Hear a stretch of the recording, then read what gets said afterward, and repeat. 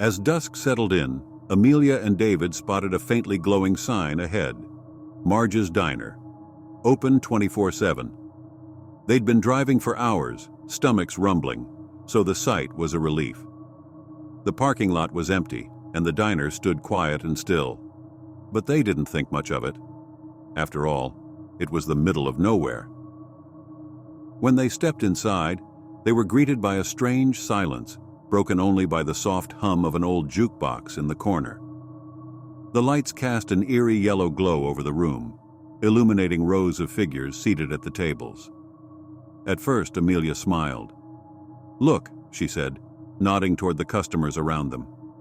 Each figure was dressed in old-fashioned clothing, like a scene from the 1950s. But as they took a closer look, their smiles faded. The figures weren't moving at all, nor eating, nor speaking. And they weren't people. They were mannequins. Each mannequin had been meticulously arranged, some with chipped coffee cups at their lips, others with forks raised halfway to their mouths, frozen in place. Their faces were pale, expressionless, eyes painted a lifeless blue. The booth closest to them held a mannequin family of 4, all turned towards the entrance as if welcoming new guests. A soft shuffle came from the back, and a woman stepped out. Her face was stern, with heavy makeup smudged around her eyes, and she wore a faded pink waitress uniform. "Welcome to Marge's," she greeted them, her voice flat, her gaze piercing. "Please, sit wherever you like." David and Amelia exchanged uneasy glances but slid into a booth near the front door. The waitress brought them menus, her movements stiff and mechanical. There was something off about her smile. It was too wide, too forced, as if stretched over something darker beneath. "Is there anyone else here?" Amelia asked, her voice wavering slightly as she gestured to the mannequin-filled room. The waitress's smile faltered. "Just our regulars. They're always here." David forced a chuckle, hoping to shake the discomfort, but it only seemed to make the room feel colder. He looked around, trying to ignore the mannequins' hollow gazes fixed on them. He noticed that each one seemed placed with purpose. A man in a booth by the window, a pair of friends at the counter, the family at their booth. Each scene was frozen in a disturbingly realistic tableau. They ordered coffee, hoping it would bring some warmth into the unsettling space. When the waitress returned, she placed their cups down with a loud clatter, her hands shaking. Her eyes flickered toward the door, almost as if urging them to leave. After a few sips, Amelia started feeling queasy, her mind reeling with questions. "Maybe we should go," she whispered to David. Before he could answer, the bell above the door jingled, but no one walked in. A chilling draft filled the diner, and the lights began to flicker. When they steadied, David and Amelia froze. One of the mannequins, the man by the window, had turned its head slightly, now looking directly at them. David stood up abruptly. "We're leaving," he said, reaching for Amelia's hand. As they turned, the waitress appeared in front of them, blocking the way to the door. Her face twisted in an unsettling grin, and her eyes were wide, wild, as if relishing their fear. "Please don't go," she said softly. Her voice had shifted, carrying an undertone that was almost pleading, almost desperate. "Stay. We don't get many Bon visitors anymore." Without warning, the lights went out completely, plunging them into darkness. In the pitch-black silence, Amelia could hear the faint rustling sound of fabric, like clothes shifting and shoes scraping against the floor. The lights flickered back on, and Amelia gasped. The mannequins had moved. They were no longer in their seated positions. Now they stood around the couple's booth, surrounding them, their unseeing eyes all fixed in their direction. David grabbed Amelia's hand and pushed past the waitress, who stood motionless, her face blank as though she too were a mannequin. They ran for the door, shoving it open and spilling out into the night. Once they were safely in their car, Amelia looked back at the diner through the windshield. All of the mannequins were lined up at the windows now, staring out at them, each face twisted into an empty smile. As David started the engine and they sped away, Amelia realized she was still clutching something cold and solid in her hand. She looked down, horrified. The coffee cup the waitress had given her was still there, cold and cracked, with her lipstick smeared across the rim. It was then that she noticed the faint outline of fingerprints, old and smudged, imprinted on the cup like a ghostly reminder of those who had come to the diner before and perhaps never left.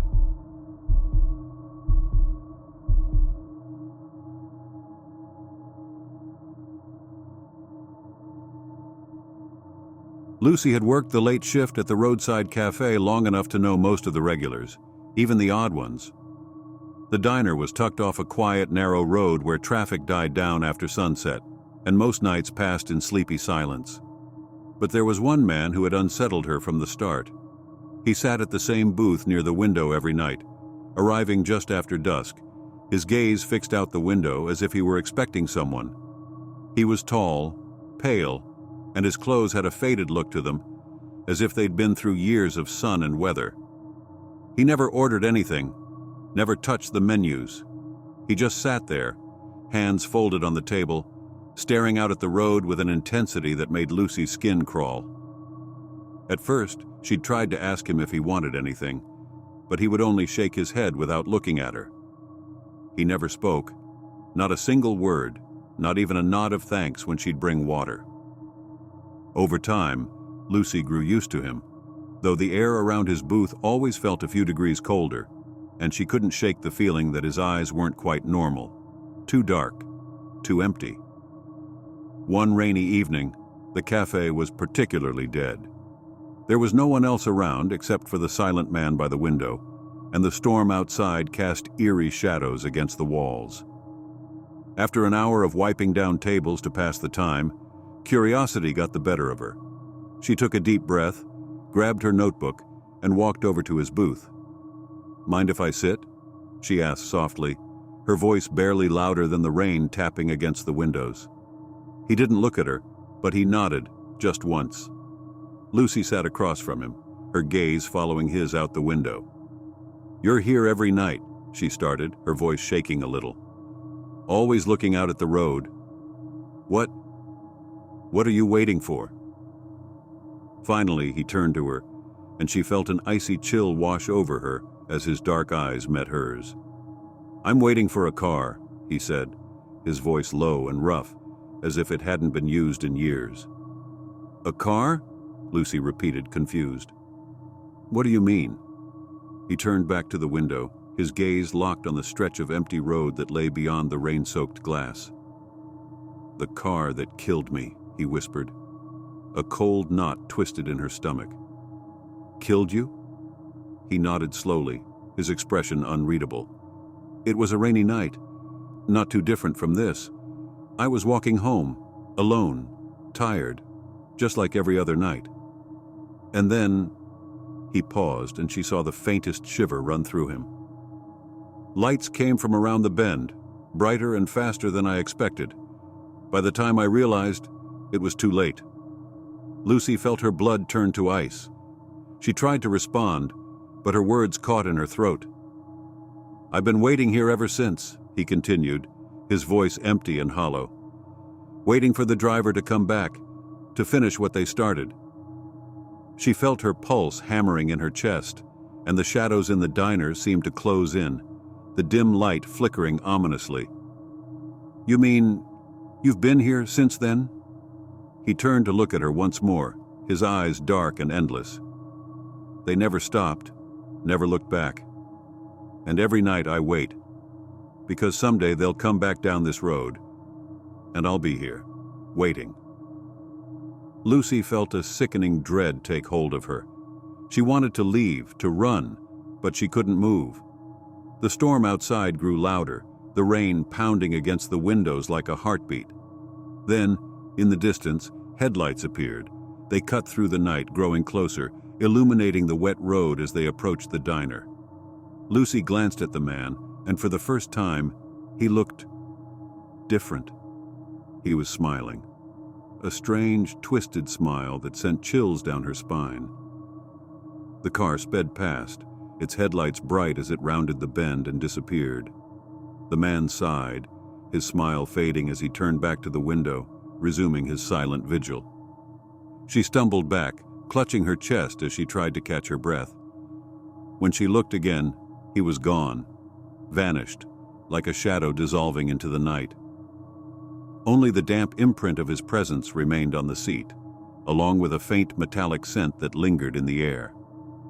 Lucy never saw him again, but every time she worked a rainy night shift, she couldn't help but glance at that empty booth, wondering if one day he'd return, waiting endlessly for the car that had taken him, trapped in a silent loop on the side of a dark, forgotten road.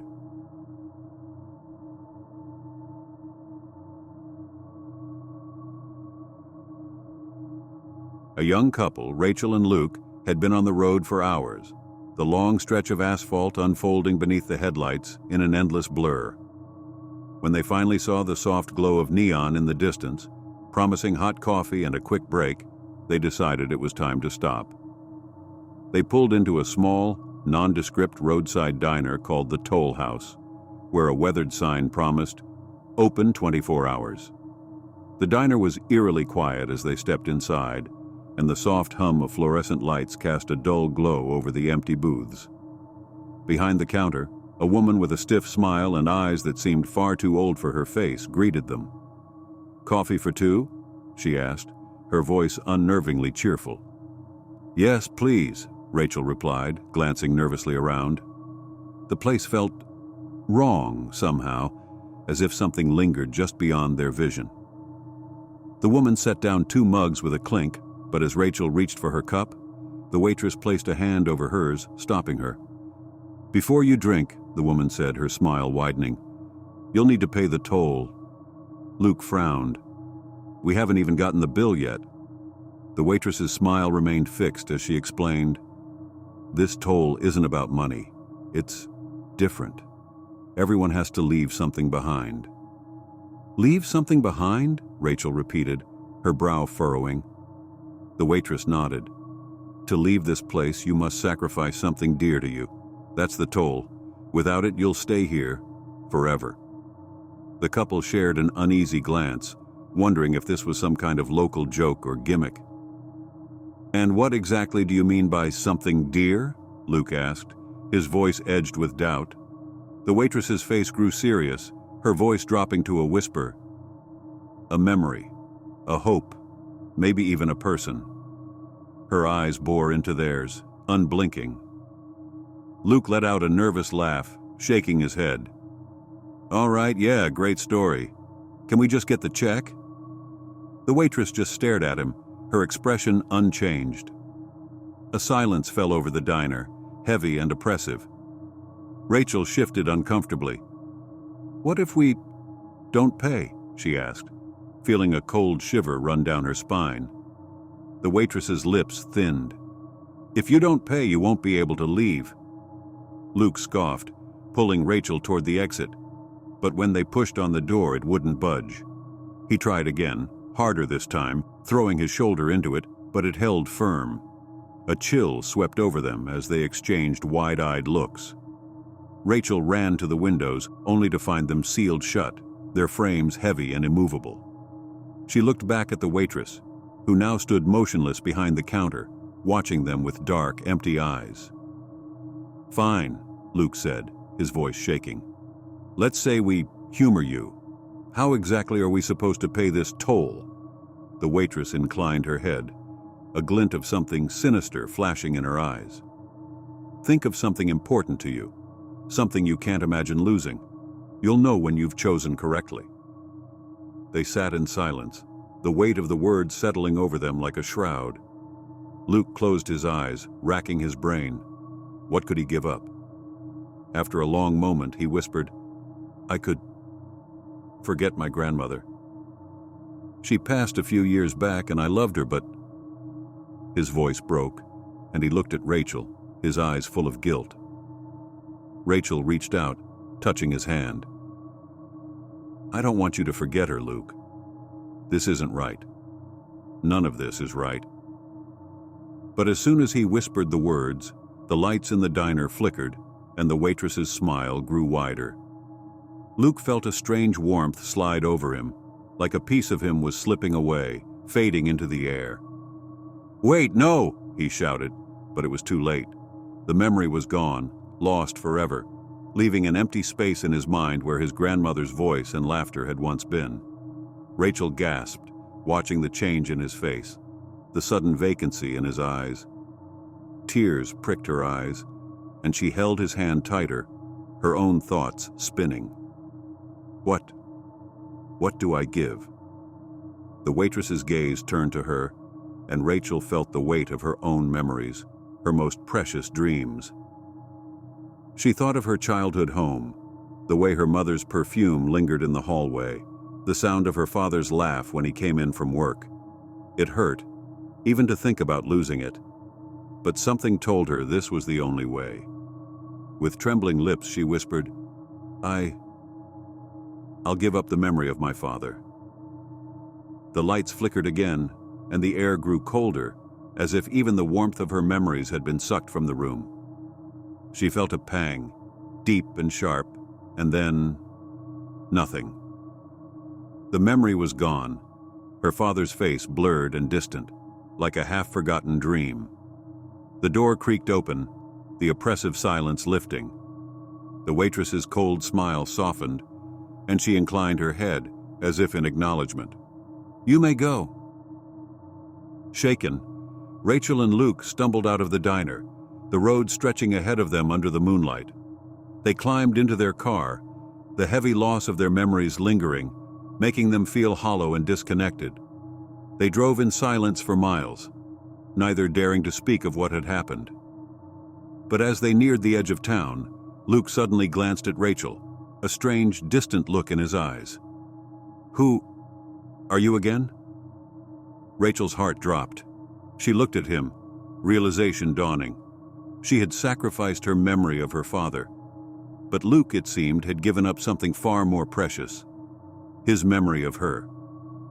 In that dark, empty night, they drove on, strangers, haunted by what they'd left behind in the shadow of the toll house.